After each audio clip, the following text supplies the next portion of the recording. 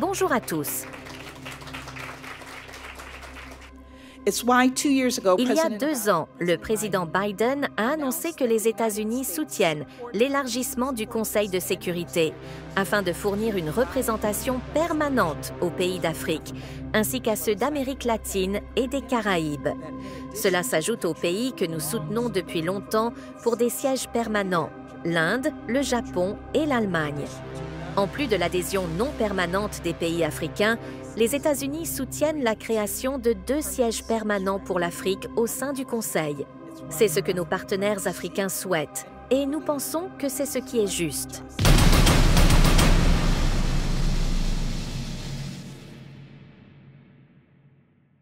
Les États-Unis d'Amérique viennent d'offrir finalement 2 places permanentes aux pays africains dans le Conseil de sécurité. Bravo! Ouais, bravo. Les États-Unis d'Amérique viennent d'offrir 2 places finalement pour les Africains. Vous avez beaucoup pleuré. 2 places permanentes dans le Conseil de sécurité, mais malheureusement sans droit de veto. Ouais, les amis, sans droit de veto. C'est quand même bizarre. On vous offre une place finalement dans le Conseil de sécurité, mais sans droit de veto. Okay? On va essayer de voir un tout petit peu ce que ça veut dire en réalité. C'est toujours très important. Bonjour à vous, c'est toujours avec beaucoup de plaisir. Merci d'être là. YouTube nous signale que beaucoup parmi vous regardez, mais malheureusement n'êtes pas abonnés. Je vous encourage à le faire, ça ne vous coûte rien, ça nous fait du bien. Faites-le maintenant. Les États-Unis ont officiellement proposé 2 places permanentes pour les pays africains dans le Conseil de sécurité. Pourquoi on propose 2 places? Parce qu'en réalité, depuis très longtemps, beaucoup de dirigeants africains se sont plaints, disant que le Conseil de sécurité ou les Nations Unies ont été injustes à l'égard des Africains. Une grande population qui séjourne en Afrique, malheureusement, ne sont pas représentées dans le Conseil de sécurité.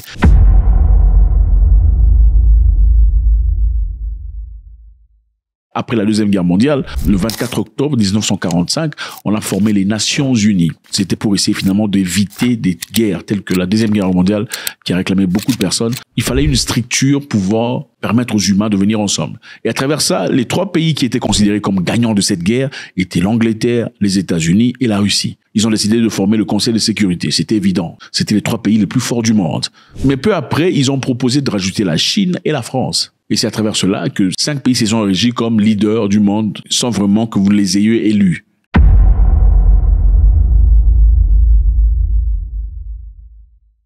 Le Conseil de sécurité unit les organes les plus puissants de l'ONU, responsables du maintien de la paix et de la sécurité internationale. Voilà quelques fonctions du Conseil de sécurité pour comprendre le contexte.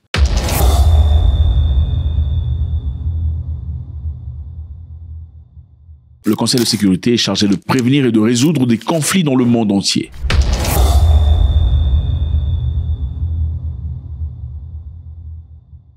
Si un différend survient, par exemple, le Conseil de sécurité recommande des méthodes de résolution de cette histoire.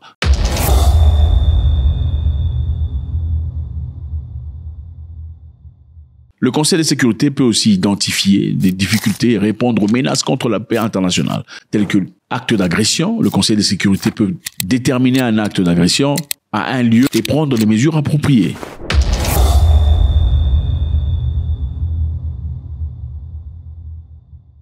Le Conseil de sécurité peut imposer des sanctions à n'importe quel pays, c'est-à-dire les pays qui violent le droit international et les droits de l'homme.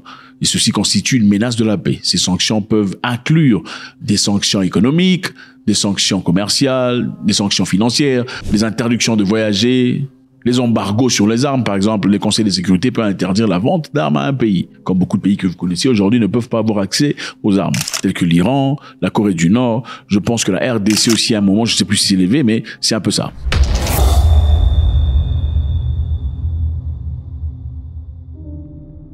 Le Conseil de sécurité peut aussi autoriser des missions de maintien de paix et contribuer au maintien de la paix dans les zones touchées par les conflits et la guerre. En d'autres termes, les pays qui ont des sièges permanents dans le Conseil de sécurité sont à peu près plus considérés que les autres pays, il faut le dire. C'est-à-dire, banalement, je dirais, supposez que 20 pays disent nous allons manger du riz. Nous, on veut manger le riz et du poisson. Et une personne parmi le Conseil de sécurité dit non, vous ne mangez pas le riz, les 20 pays ne mangeront pas le riz. Voilà.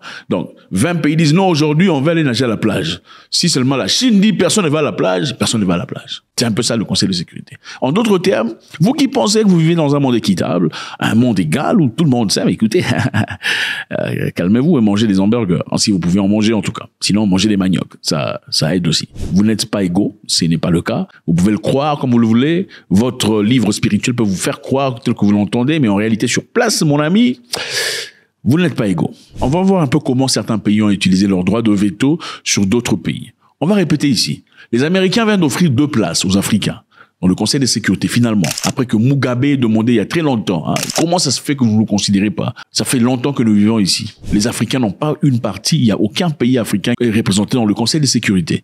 Ça n'a aucun sens. Est-ce qu'on ne nous voit pas ou quoi? We are supposed to be free and independent. Mr. Ban Ki-moon. Supposed to be free, the 54 countries.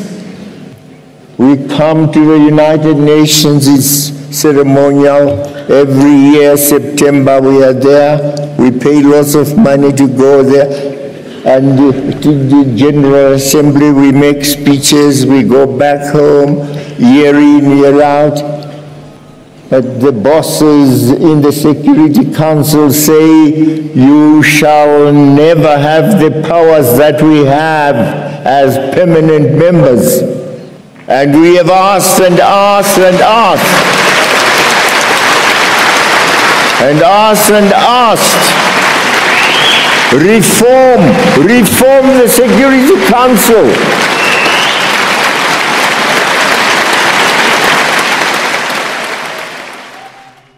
Comme vous voyez, Mugabe l'a fait. Kadhafi aussi l'a dit. Nous ne sommes pas considérés. Nous avons l'impression que cette organisation, c'est pour l'intérêt des Blancs. Ce n'est pas pour nous qu'on l'a fabriqué ou créé ou mis sur place. Comment ça se fait que nous ne sommes pas représentés?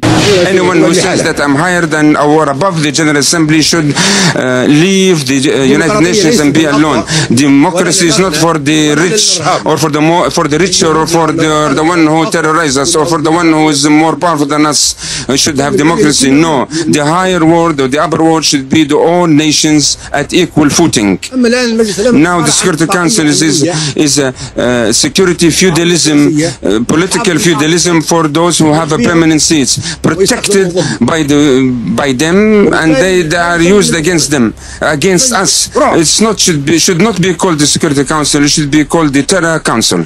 On va vous montrer ici comment certains pays ont utilisé leur droit de veto.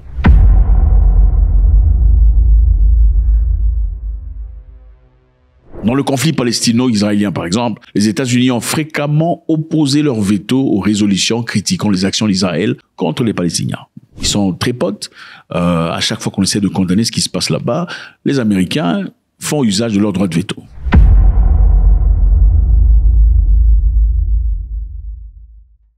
En effet, les États-Unis ont opposé leur veto à de nombreuses résolutions au Conseil de sécurité des Nations Unies qui auraient levé l'embargo américain contre Cuba.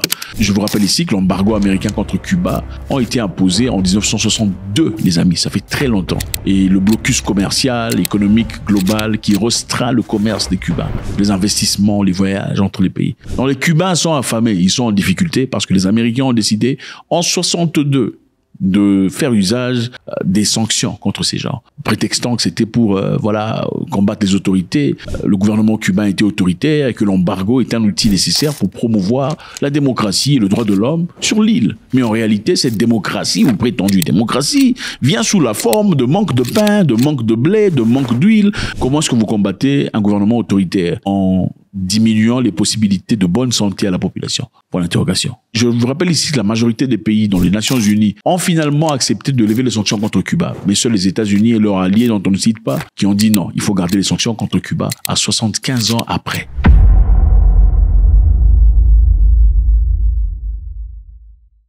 Ça ne se limite pas aux Américains. Les Russes aussi ont fait usage de leur droit de veto. On va essayer de voir ici. En Syrie, par exemple.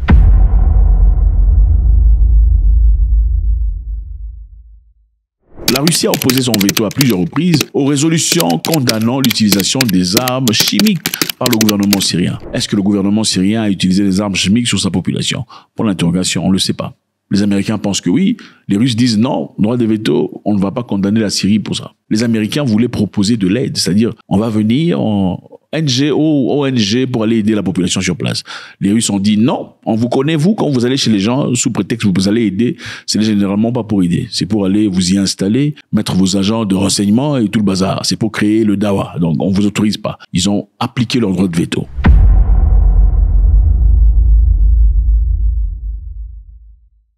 En Ukraine, la Russie a aussi opposé son veto à la Crimée. C'était une histoire de résolution confirmant l'annexation de la Crimée et la violation de l'intégrité territoriale ukrainienne. Évidemment, les Européens ont dit que c'était une violation du territoire ukrainien. Les Russes ont dit que la Crimée nous appartient. Alors on oppose notre droit de veto.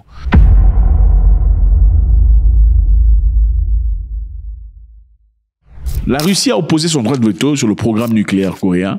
Ils ont bloqué la résolution imposant les sanctions plus strictes sur la Corée du Nord en réponse à leur essai d'armes nucléaires et des missiles balistiques. Bon, vous savez, on vit dans un monde où seuls les Américains et les Européens peuvent faire usage des armes balistiques et avoir des bombes nucléaires. Hein. Vous savez, ça va, c'est bien que la France ait quelques torpilles et bombes nucléaires, et les États-Unis et les Anglais, parce que eux, ils sont équilibrés mentalement. Ouais, vous autres, vous n'êtes pas assez intelligents.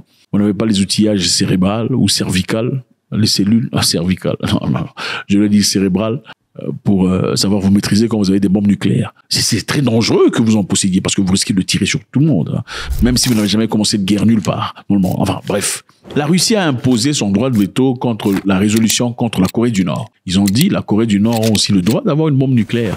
Et aussi, quelque part, la Russie l'a fait parce que la Russie savait que les Américains ne les aiment pas beaucoup. Maintenant, les Américains n'aiment pas aussi les Coréens et les Syriens et les autres. S'ils autorisaient à ce que les États-Unis qui n'aiment pas trop les Syriens et les Coréens d'abrutir ou de diminuer la force des Syriens et des Coréens, finalement, dans le futur, quand il aura besoin d'aide, quand ils viendront pour lui, ce sont ces gens-là qui sont censés soutenir la Russie. Donc, ils ont prévu ça pour eux-mêmes. La Russie a aussi opposé son veto aux résolutions qui auraient imposé des sanctions plus sévères à l'Iran en raison de son programme nucléaire. Vous avez compris, c'est seulement eux qui veulent des programmes nucléaires, pas d'autres personnes. Donc, en d'autres termes, le droit de veto est très important. Il suffit pas seulement de faire partie du Security Council, Conseil de sécurité.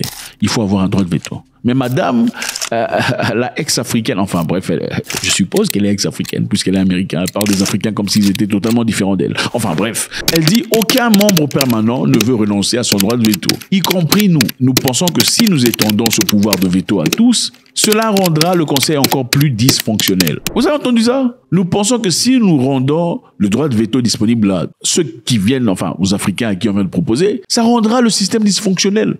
Vous avez entendu bien, faut que je répète encore une fois. Vous savez, généralement, quand on veut parler aux Africains, on veut dire un truc dur aux Africains. Vous allez remarquer, on va sortir un visage qui vous ressemble.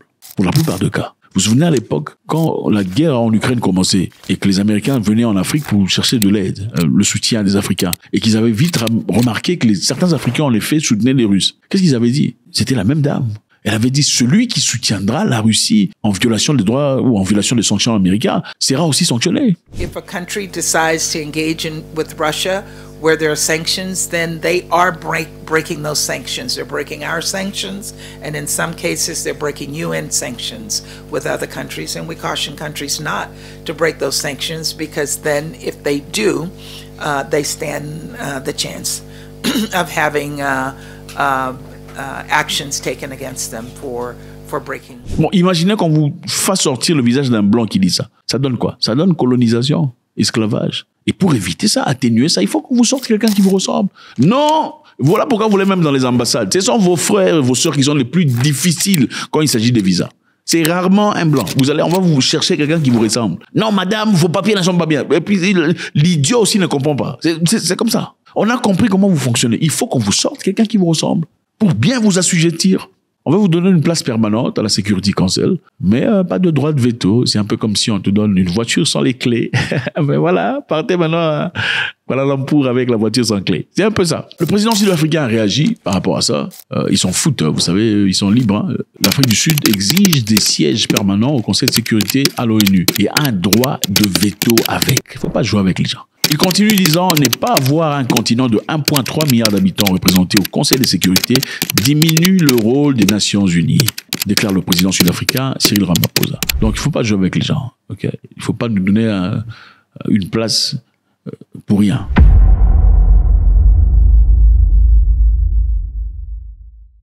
Vous savez, on ne donne jamais les choses pour rien. Il faut répugner un launch gratuit. Il faut faire attention. Quand on donne un launch gratuit, il faut savoir généralement des raisons pour lesquelles on le fait. On va essayer d'examiner. Les États-Unis n'ont pas seulement proposé 2 pays africains comme participants ou comme permanents sièges au Security Council. Ils ont aussi avancé le Japon. Ils ont présenté l'Inde et l'Allemagne. Donc, Japon, Inde, Allemagne. C'était d'abord eux. Ensuite, ils disent, oh, ok, on a Japon, Inde, Allemagne. Mais bon, ok, on va aussi proposer pour les Africains. Pour pas que ça sorte genre, vous voyez un peu. Nous avons Japon, nous avons l'Inde et l'Allemagne. On veut aussi, proposer 2 pays africains. On ne sait pas exactement quel pays africain sera représenté. Parce qu'en réalité, sur 54 pays africains, lequel acceptera ne pas avoir un siège permanent et permettre à ce qu'un autre ait un siège permanent. On en parlera plus précisément. Rentrons dans notre histoire. On a proposé le Japon, l'Inde et l'Allemagne. Pourquoi?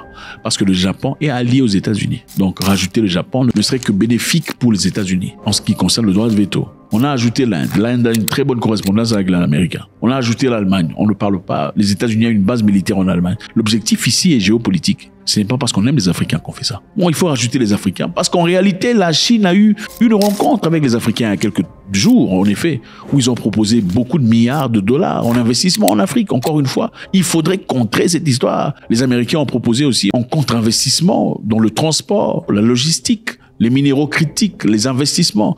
Donc, ils veulent aussi participer, vous faire changer d'avis par rapport à eux et aussi présenter, voilà, on veut aussi les Africains dans le Security Council, mais sans droit de veto. Donc, on vous donne une bague, mais on vous coupe les doigts. Merci infiniment les amis, c'est toujours avec beaucoup de plaisir. Faites-moi savoir ce que vous en pensez. Votre participation est très intéressante. Je sais que vous êtes des gens très intelligents et c'est grâce à vous que nous sommes généralement inspirés à faire des choses aussi percutantes. God bless.